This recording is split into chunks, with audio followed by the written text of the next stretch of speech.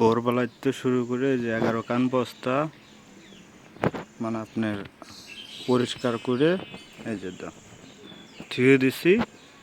আজকে মঙ্গলবারের দিন বালিয়াকান্দি উপজেলায় কোনো জায়গায় পেঁয়াজ বেচা কিনা বিক্রি হচ্ছে না। ঘরওয়ালারা স্ট্রাইক করছে।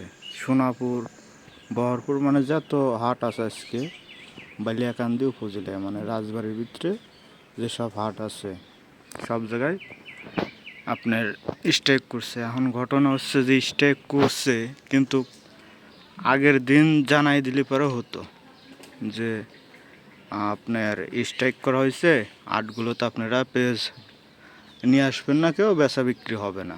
কিন্তু এই যে এখন 11 বস্তা পেঁয়াজ ভরছি, কিছু লোক আপনার বাজারেও চলে গেছে, মানে বহরপুর হাটে চলে গেছে, সোনাপুরও চলে গেছে।